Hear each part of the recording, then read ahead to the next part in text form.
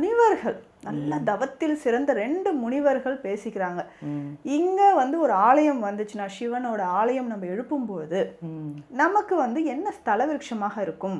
கரும்பு வைக்கலாமா, இல்ல நமக்கு வந்து இந்த நந்தியாவட்டம், வெண்மை நிறத்துல பூக்கக்கூடிய நந்தியாவட்டம் இது இருக்குமா அப்படின்ற மாதிரியான ஒரு வாதம் போயிட்டு இருக்கும்போது, அப்போ ஆட்சி செய்து கொண்டிருந்த முசுகுந்த சக்கரவர்த்தி இவர் வராரு.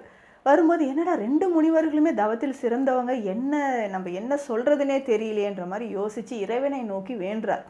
அப்போ ஒரு அசரீரி கேக்குது, குரல் மட்டும். ஸோ இறைவனோட குரலாக கேக்குது, நான் இங்க கரும்பு ரூபமாக, அதாவது கரும்புகளை கட்டி வச்சா இருக்கும் தெரியுங்களா, அந்த மாதிரி கரும்பு ரூபமாக பூமியில இருக்கேன், இதை எடுத்து ஆலயம் வந்து எழுப்புங்க அப்படின்னு சொல்றார். ஸோ அப்போ ஸ்தல விருட்சம் இந்த நந்தியாவட்டம், வெண்ணி மரம் அப்படின்னு சொல்றாரு.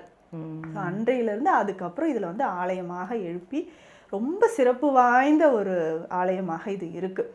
இங்க இருக்கக்கூடிய அம்மன் பார்த்தீங்கன்னா இந்த மணிப்பூரக சக்கராவை ஆக்டிவேட் செய்யறது. சௌந்தரநாயகி உடனுரை வெண்ணி கரும்பேஸ்வரர் அம்மனை வந்து பிரார்த்தனை செய்யும்போது நமக்கு இந்த மணிப்பூரக சக்கரம் ஆக்டிவேட் ஆகுது.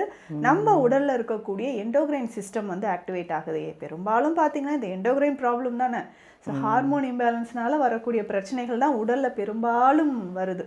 ஸோ இதை நமக்கு சரி செய்யணும்னா அம்மனை நல்லா மனதார வேண்டிட்டு உட்கார்ந்து தியானம் செய்ய சொல்றாங்க.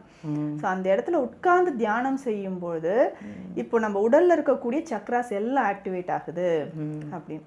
ஸோ சுந்தரமூர்த்தி நாயனார் தன் பாடல்ல வெண்ணி கரும்பே அப்படின்னு சிவனை போற்றி பாடுறாரு. அவ்வளோ சிறப்பு வாய்ந்தது. இதில் பார்த்தீங்கன்னா நம்ம ஒவ்வொரு மாதமும் ஒவ்வொரு வருஷமும் பார்த்தீங்கன்னா பங்குனி மாதம் 3 நாட்கள் சூரிய ஒளி இறைவன் மீது நேரடியாக விழுது. சூரிய பூஜைன்னு சொல்றாங்க. பங்குனி மாதம் 2, 3, 4 இந்த 3 நாட்களும் நேரடியாக நம்ம சிவனோட கருவறைக்குள்ள சூரிய ஒளி நேராக விழுது. அது சூரிய பூஜை. அதை பார்க்கறதுக்கே நிறைய பேர் வருவாங்க.